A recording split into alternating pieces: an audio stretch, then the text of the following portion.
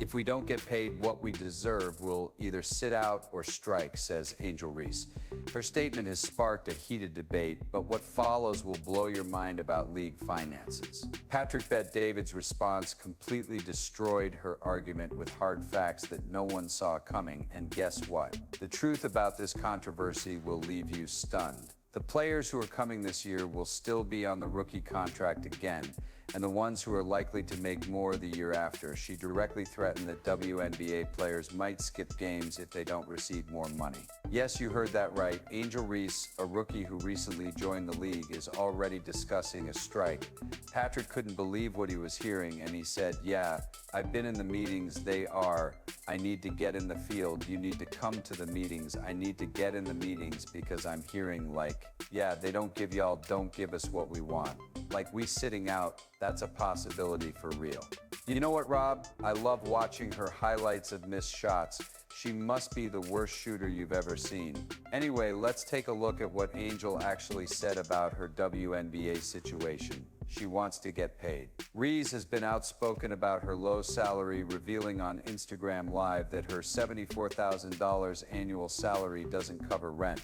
She said, "I just hope you know that the WNBA doesn't pay my bills at all. I don't even think they pay one of my bills." Reese's financial struggles stem from the fact that her WNBA salary doesn't match her previous earnings, as her NIL LSU's assessment was $1.8 million, supported by agreements with Reebok, PlayStation, McDonald's, and Coach, while a 4-year rookie contract was $324,000 with $74,000 due the following season. Did you know that she disclosed her rookie salary is only $74,000 annually? That may seem like a lot to the average person, but in major cities where WNBA teams play, it doesn't even cover her basic expenses like rent.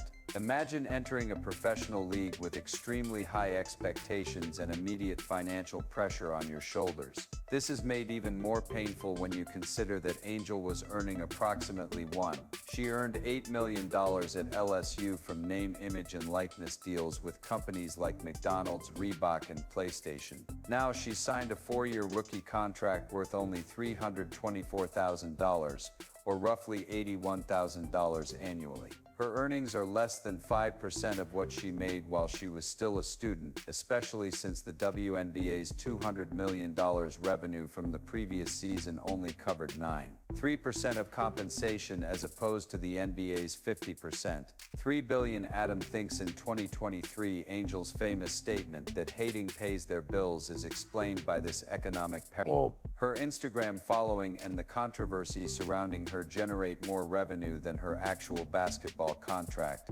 highlighting the financial struggles that many WNBA players face. Patrick Bet-David was taken aback by Angel's threat to go on strike, asking how players from a league that has never made a profit can demand higher salaries. He pointed out that most businesses go out of business rather than raise wages. The debate has been fueled by growing frustration over the enormous salary gap between WNBA and NBA players, but the harsh reality enter Adam. The conversation took an unexpected turn when Adam brought up the history of strikes in professional sports. What's her name? Angel Reese. Do it. I fully support your right to strike. Other major sports have done the same.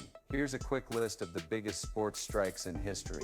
The MLB strike in 1994 was the first time the World Series was canceled. You may recall that the NBA went on strike in 1998 to cancel the All-Star Game for the first time. The NFL has, gone on strike several times. Although the MLB, NBA, NFL, and NHL have all successfully gone on strike in the past, there is one key distinction between those leagues and the WNBA that makes the Angels' threat almost absurd. They were actually making money when they went on strike, while the WNBA is bleeding money at an incredible rate. The catch is that in 1994, the NFL was the highest earning sport in America. How much do you think they make? $17 billion. The NBA makes just over $11 billion. The NHL makes $7. The NFL makes an incredible $17 billion a year. The NBA and MLB make about $11 billion each. and the WNBA barely scrapes together $150 million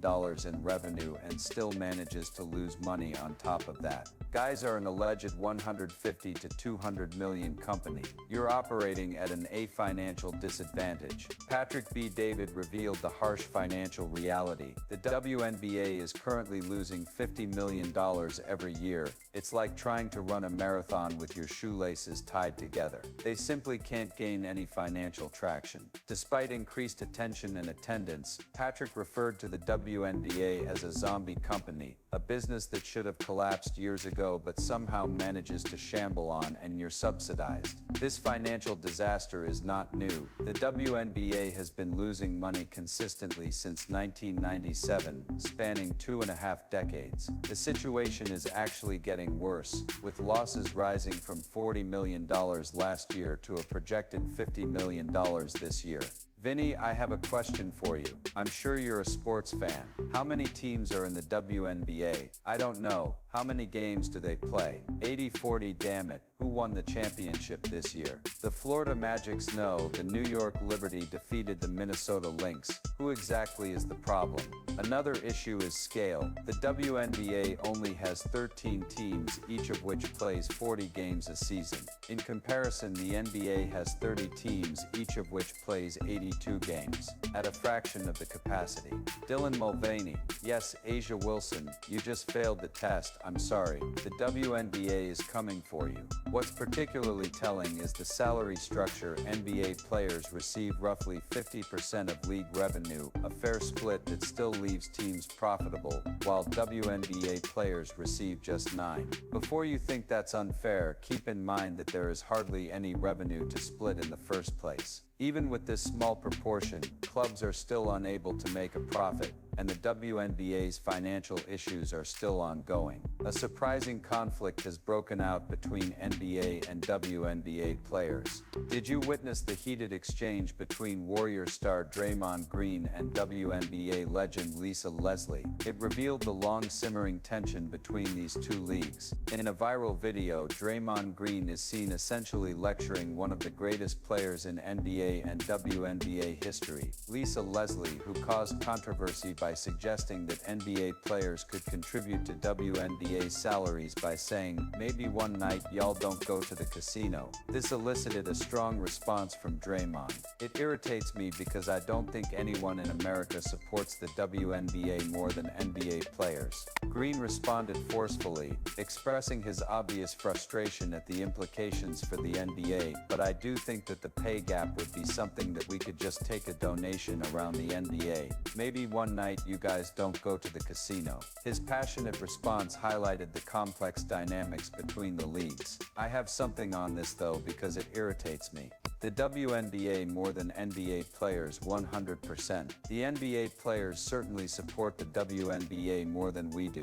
Yet in the middle of these disputes, an unexpected hero is arising. The WNBA recently saw a surge of fan support with 2.3 million fans attend games, a startling 48% increase over the previous year. At the heart of this surge in attendance is rookie sensation Caitlin Clark, who has captured the hearts and minds of basketball fans across the country. However, this is where things go wrong. Rather than accepting Clark as their pathway to financial success, some WNBA veterans seem resistant to her popularity. Patrick Bet-David brought this dynamic to light when he cautioned WNBA players to pray that Caitlin Clark doesn't get hurt because she's keeping your league afloat. Whatever career path you decide to take, you should probably consider the earnings of entering that field. I'll add this: every single one of you WNBA players should pray that Caitlin Clark doesn't get hurt because she's keeping your league afloat. There may be professional jealousies among the players, but perhaps face of the league can help things go and get merchandise, people in seats,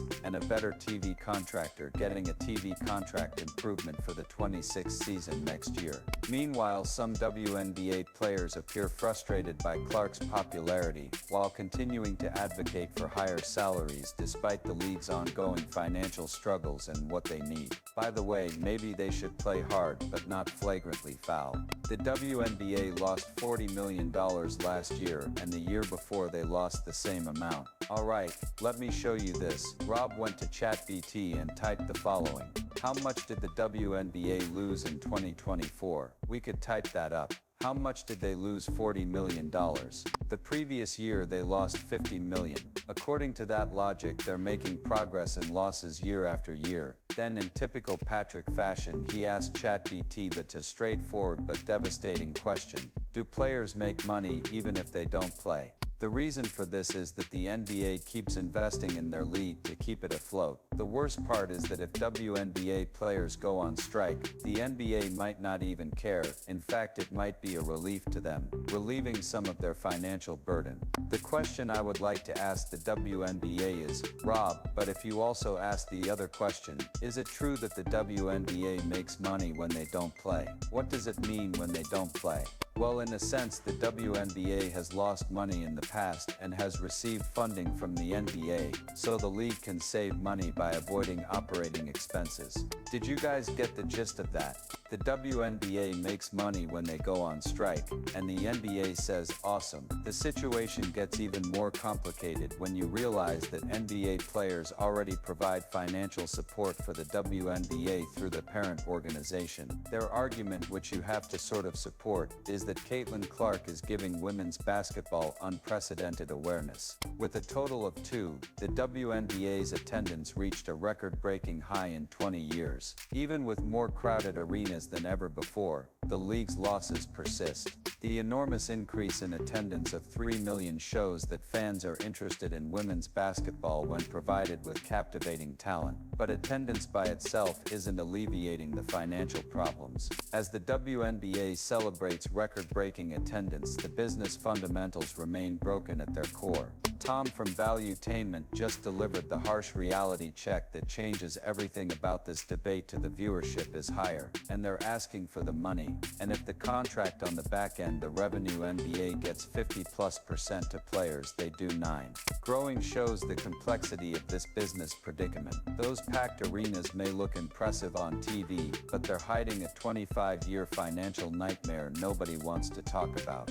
3. There isn't. Tom revealed the unpleasant truth when he stated that the NBA sees the WNBA as a marketing expense and is willing to lose money on it for PR and social reasons rather than because it's a viable business. The league exists as a corporate social responsibility project rather than a self-sustaining sports enterprise. The harsh reality is that you can't demand a larger slice of a pie that doesn't exist. As Tom explained so well, until the team makes a profit, if there is no revenue, you can't get a percent of anything. It's basic business. That's the Caitlin Clark effect. Then when it comes to merchandise, they're up 601% from 23 to 24. Finally, when it comes to being broadcast on ESPN, they average 1. This is the math that gets lost in emotional arguments about pay equality. But there is a glimmer of hope that the league seems determined to ignore the increase in attendance from 2024 to 2023 in a year of 48%.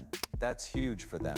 Have you noticed the recent figures? TV and retail sales have increased by 61% and 2 million spectators per game, a 170% rise. ESPN's viewership jumped 170% to 1. The solution is right there: embrace marketable stars that fans want to watch.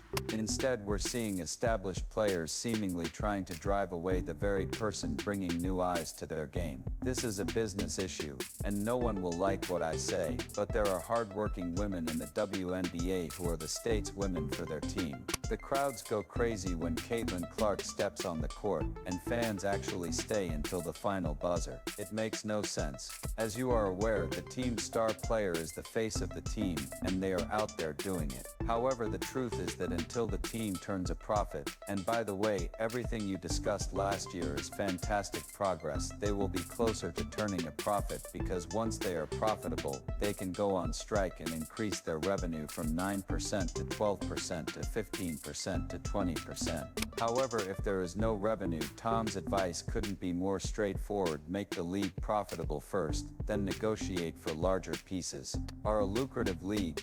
The players ought to follow baseball's example and say, "Sorry owners, you're making an awful lot of profit there." However, the thing that's keeping team owners up at night is that if players carry out their threat of a strike, the NBA might secretly rejoice because they would finally be released from paying for those yearly 8-figure losses. A strike doesn't hurt a business that is already losing money. Rather, it saves them operating expenses. Therefore, as soon as the league becomes profitable, the players ought to follow the example set by baseball players and everyone else, stating, "Sorry owners, you're making an awful lot of profit there. I think you should move us from 33 to 40% of total revenue." This is why it has worked in other leagues. But first, something has to be profitable. Let's connect all the dots here.